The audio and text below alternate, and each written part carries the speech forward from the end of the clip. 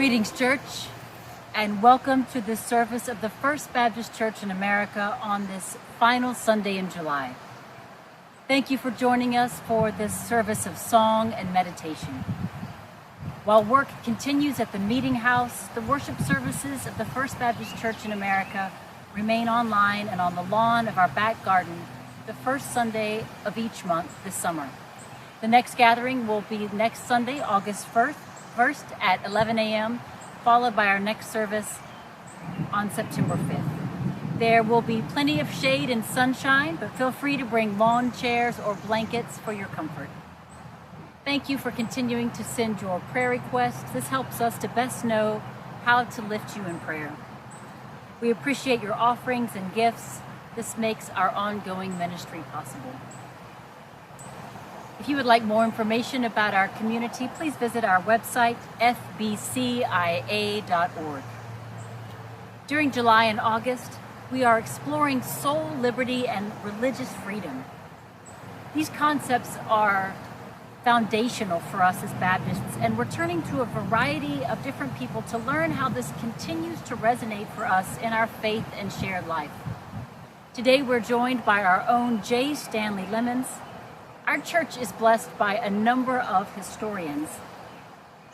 However, Brother Lemons has really made the history of our congregation a labor of love.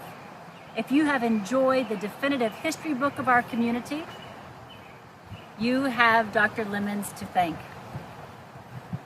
His ongoing contributions to our shared life are invaluable, and his insights around the Baptist understandings of soul liberty and religious freedom are illuminating. I am so grateful that he is joining us today. We are joined by creatures all great and small. If you would, please prepare yourselves now for a time of prayer. Life giver, pain bearer, love maker, source of all that is and all that shall be, Father and Mother of us all, loving God in whom is heaven, may the hallowing of your name echo through the universe. The way of your justice be followed by all peoples of the world. Your heavenly will be done by all created beings. Your commonwealth of peace and freedom sustain our hope and come on earth. With the bread we need for today, feed us. In the hurts we absorb from one another, forgive us. In times of temptation and test, strengthen us. From trials too great to endure, spare us. From the grip of all that is evil, free us. For you reign in the glory of the power of love, now and forever. Creator God, who art in heaven, hallowed be thy name. Thy kingdom come, thy will be done, on earth as it is in heaven. Give us this day our daily bread, and forgive us our debts as we forgive our debtors. And lead us not into temptation, but deliver us from evil. For thine is the kingdom, and the power, and the glory forever. Amen.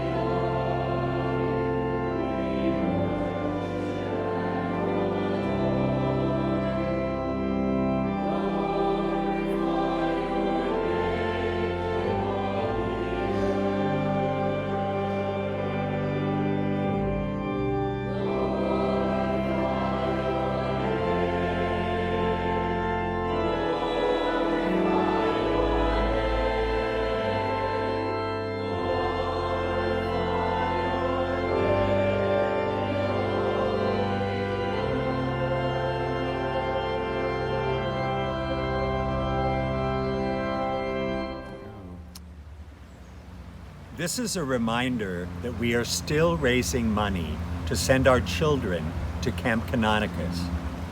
During the first week of July, Shukurani and Bafuka attended a backpacking camp in the Adirondacks. The boys had an amazing experience and said that they would 100% do it again. We also sent Apollina to Canonicus for the second week in July, and she too had a wonderful time, leaving with lots of hugs for her new friends. During the first week in August, when Pastor Jamie will be the camp pastor, we will send many other children to day camp. If you would like to provide this opportunity, please write a check to FBCIA with camp on the memo line and mail it to the church office, or give online with camp in the notes area. Thanks for your continued support.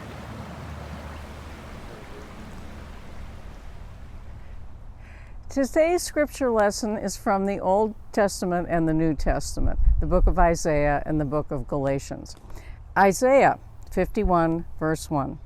Listen to me, you that pursue righteousness, you that seek the Lord. Look to the rock from which you were hewn, and the quarry from which you were dug. Galatians 5, verses 1, 13, and 14. For freedom, Christ has set you free. Stand firm, therefore, and do not submit again to the yoke of slavery. For you were called to freedom, brothers and sisters. Only do not use your freedom as an opportunity for self-indulgence, but through love become slaves to one another. For the whole law is summed up in the single commandment, you shall love your neighbor as yourself.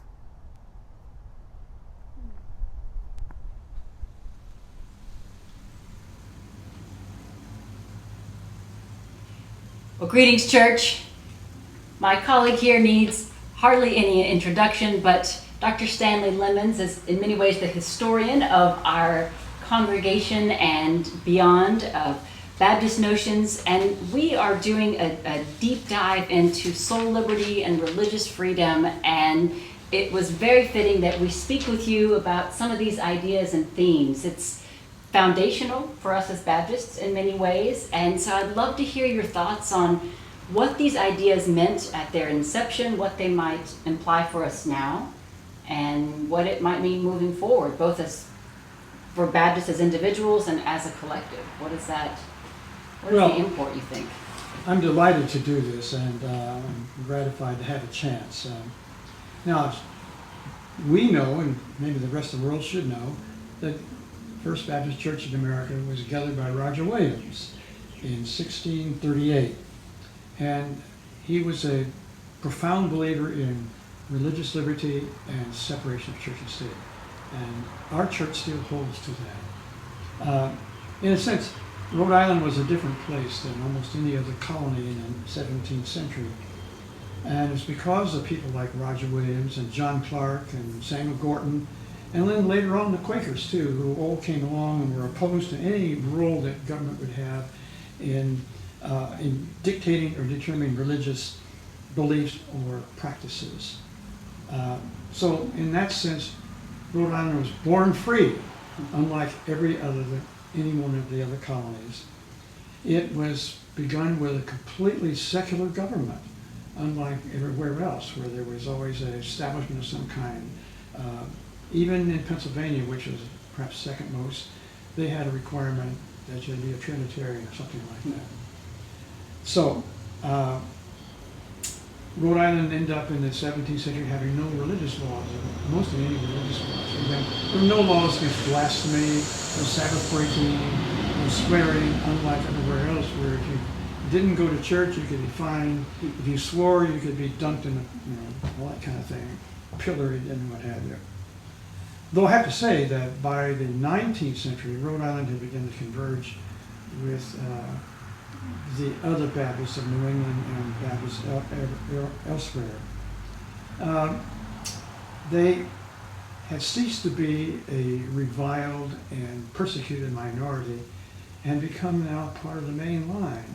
And as a result, many Baptists forgot this fundamental principle that Roger Williams and John Clark and the like had set out to do, especially separation of church and state, and perhaps even religious freedom for everybody, because many Baptists by the 19th century were opposed to Roman Catholics, Greek Orthodox, or Unitarians, Mormons, and you can name a whole long list. The more Orthodox Baptists were even opposed to the Free Will Baptists, which were the most liberal kind of Baptists at that time. So, from being a persecuted and reviled group, they now became part of the establishment. And they became part of what came to be called the Protestant establishment.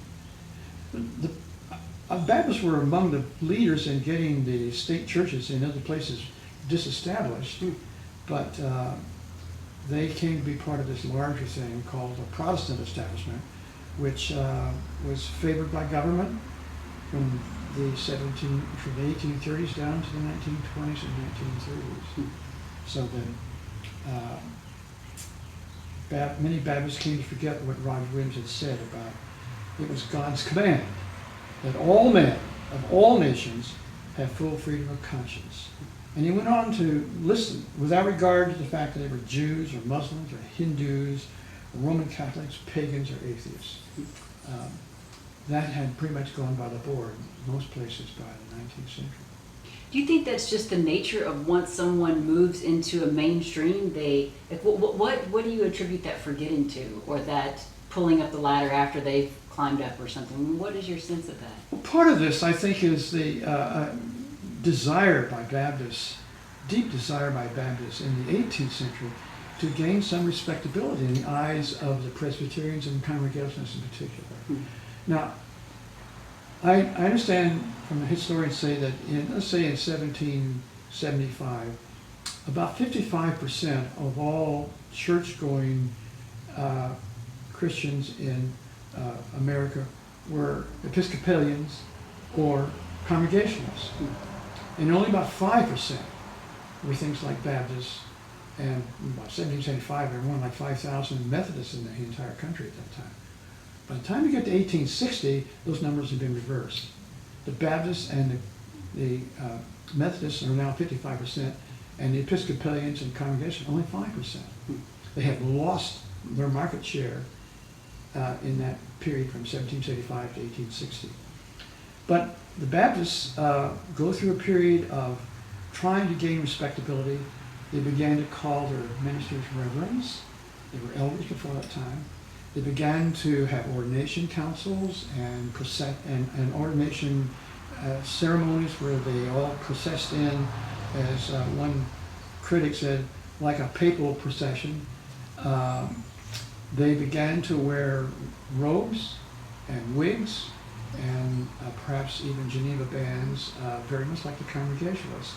And the more Orthodox Baptists, the so-called regular Baptists, the Calvinists, adopted the Congregational and Presbyterian model of silencing women, so they took away the vote and the voice of women in the church. Now in our church, women had a voice and a vote down to the 1790s. And James Manning, who became the pastor and became the first president of Brown University, brought to our church the Philadelphia Baptist Association's model, and the voice and vote was taken away, not to be restored until 1884. Wow. 100 years. I would be curious, this is a conversation beyond this one, to hear if there's a historical record of how women responded to that, having that right removed. There were women, there was one woman who, when she wanted to join the church, demanded to have a chance to express her opinions as she liked, and she was turned down. From membership or expressing her opinion? From being a member. Wow. Now, she later did join, but she probably, I can see from the records, you don't see women having any, expressing anything at all, except when they come in to do a confession of faith, to become a member of the church. And occasionally they would be asked to vote on something after the brethren had already decided who was going to be the pastor. They even asked the women to show their approval by a standing vote or by raising their hand. But you don't see them speaking any time at all. It's one of the most bizarre and interesting cases in the church's entire history when Stephen Gano, who was a pastor for 28 years at the church, he married for the fourth time. The other three wives had died, and his fourth wife turned out to be a Baptist from upstate New York who thought the Masons were part of the devil's plan. And when she found out that he was a Mason, she brought charges against him in the church. But her charges were not read by her, they were read by the pastor of the church, which was her husband, Stephen Gano. And they had a 6-hour debate about this, and the outcome of it was they kicked her out of the church. Oh. Not because she they said not because she was opposed to the Masons, but because of her unchristian attitude towards the brethren. Did they stay married? Yes, but they became separated. And he couldn't have divorced her, he would have been defrocked. But she complains that he never came around to see her again, and she eventually tried to move her membership away from the church. The church turned her down a couple of times. Finally she did, they finally relented and let her go. She moved back to New York, where she came from. But this was the way things were done. Women were not allowed to speak unless the brethren unanimously agreed to it.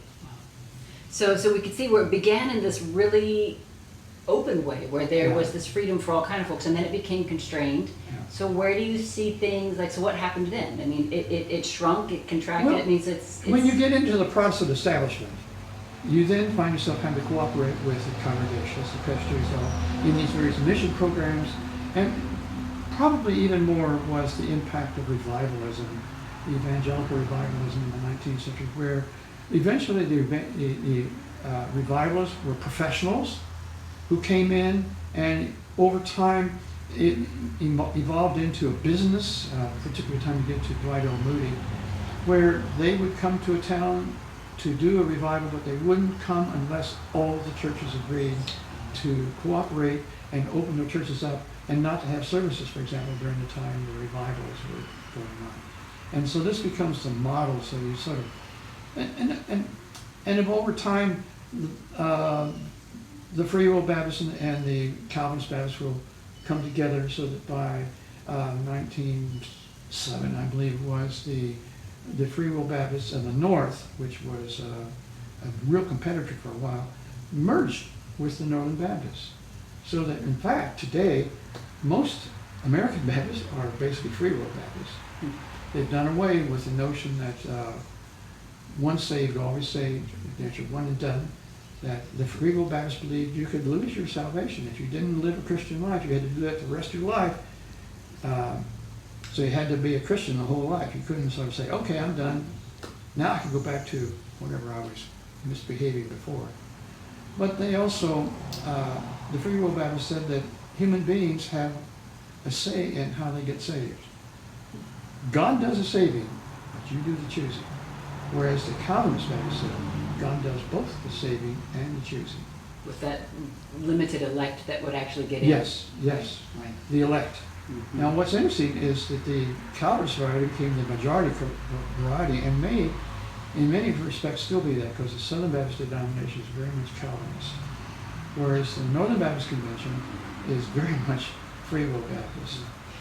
I mean, they're both places. In fact, this became recently a serious issue in the Southern Baptist Convention about having, trying to force everybody to come onto a real strong Calvinist position. I mean, so these things are still very lively. They're still at play. They're still evolving. So, you know, how do you see this playing out in this moment? I mean, because I think we could. You alluded to this in the passage you read from Roger Williams about that. I mean, there is a distinction perhaps between soul liberty and religious freedom. Yes. Now, Roger Williams would argue, and this is what John Leyland and most Baptists who believe in this said, soul liberty is between you and God. But it's kind of hard to have religious liberty if you don't have separation of church and state. And so you have to sort of have these three things together. And that's what has been the sort of legacy of Roger Williams and people like John Leyland and others, that the government has no role to play in religion. I have this quotation from John Leyland I've always loved so much, where John Leyland was a friend of James Madison, and he's sometimes said to be the person who convinced James Madison that we ought to have a Bill of Rights. Really? Yeah. He was a friend of Madison. In fact, he's the one who told Madison that if you don't get a Bill of Rights, you're not going to get elected to the Virginia Ratifying Convention, which means the Constitution may not pass down there. Huh. He threatened to run against him, so Madison said, okay, I'll do that. Because he wasn't originally in favor of it. Hmm. For good reasons. I mean, Madison's view was you cannot list all the rights of the people. And if you don't put them all in there, somebody's later is going to say you don't have it, which is precisely what's happened. Listen to Clarence Thomas, or Alito, or Scalia, Rehnquist. They've all said, I don't see separation of church and state there. I don't see this kind of thing there, et cetera, et cetera. It's not in the Bill of Rights, so it's not there. And that's exactly what Madison was afraid of. But he thought, well, we've got to make a stronger stand on this state-church relationship. That's what you had in the first one. But here's what John Leyland said. This is why I love this kind of thing. He said, he denounced all governmental efforts to define religion. He said in 1790, all should be equally free, Jews, pagans, Turks, and Christians. This, by the way, echoes Roger Williams' very words on this thing. Test oaths and established creeds should be avoided as the worst of evils. He said, government has no more to do with religious opinions of men than it has to do with the principles of mathematics. Let every man speak freely without fear, maintain the principles that he believes, worship according to his own faith, either one God, 3 gods, no God, or 20 gods, and let the government protect him in so doing. Well, that's the kind of Baptist that we hope that still exists. But I'm afraid that in our own time, a lot of the Baptists have apostatized themselves on this. They now have, well, there's a famous interview that the senior pastor of the First Baptist Church of Dallas, Texas, made on CBS News, in which he said he thought that separation of church and state was a figment of some infidel's imagination. Well, he knew better, but he was somehow tossing out Roger Williams and John Clark and John Leyland and all the Baptists who had maintained that it was not some figment of some infidel's imagination, but was fundamental to the American system. But what this has morphed into, this Protestant establishment and this sort of notion has kind of morphed into the Christian nationalism we hear echoing around our country today, which argues that this country was founded by as a Christian nation, the founding fathers were Christians, that the Constitution is based on the Bible, and all that sort of thing, most of which is totally false. So if you could, so speak to the people, and if you could say, you've kind of named this, like what your hope is for what kind of Baptist we would be. Yeah. So what would you, moving forward, given that this is our history and where we are in this present moment, how might we best live into this really profound legacy? Not just for ourselves, but for others. Because one of the things I love about Roger Williams is that he stood on these principles even to great personal detriment. Oh, yeah. He suffered so that others could disagree with him. Yeah. And I wonder how many of us would have that kind of willingness. It's an emergency, you gotta answer. Okay. Just kidding. Okay. Well, I think we have to rebut these assertions that say that the founding fathers were Christian. The first 6 presidents of the United States would not be welcome in any evangelical church today. They were all deists or atheists or Unitarians. That's talking about George Washington, Thomas Jefferson, John Adams, James Monroe, James Madison, and John Quincy Adams. They all would not be welcome in any evangelical church today.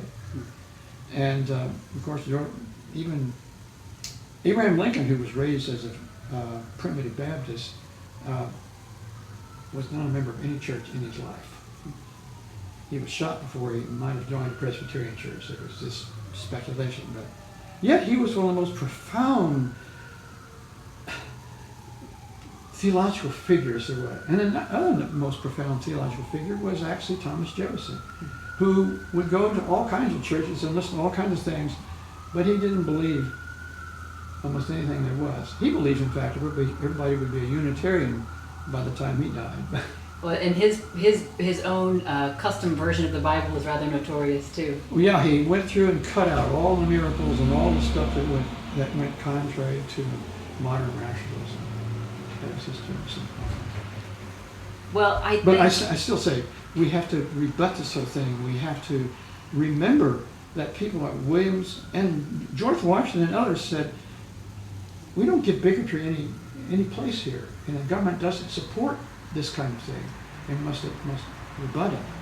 But particularly among Baptists, this is supposed to be part of our DNA, and yet I see it leached out by people who are afraid of Muslims or Mormons well, it's only been since about World War II that Baptists have largely come to regard Roman Catholics as real Christians.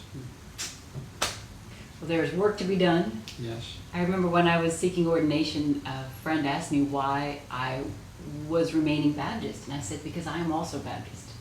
This is also my legacy. This is also my history. This is also where I come from and where I'm planted, and that this belongs. This can still be what it has been. Well, one thing we say in the polity course that we teach every other year is that there is no Baptist way. There are Baptist ways, plural. From the very beginning, Baptists have come in varieties, particular and general, then free will, and six principal Baptists, and primitive Baptists, and Puritan Baptists, and on and on and on and on and on. I've always loved the name hard shell Baptists. Yes. Right. Yes. Opposed to those soft shells. Yes. Right. Yes. Well, so we have to maintain we have to be true to our own legacy. Our church is the church that Roger Williams gathered, and we need to be faithful to that, because there are other voices who would take away what he believed in. Amen. I think that's a great place to leave it. Thank you for your time. Thank you for your wisdom. Thank you for sharing in this conversation and for standing on these principles and making sure that folks don't forget. So, I'm glad to do it. Thank you.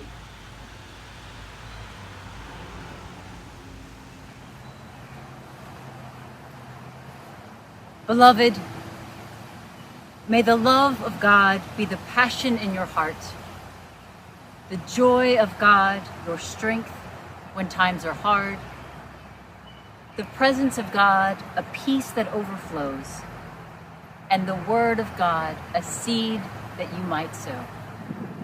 The service is concluded, but our service in the world is ongoing. Amen, and go in peace.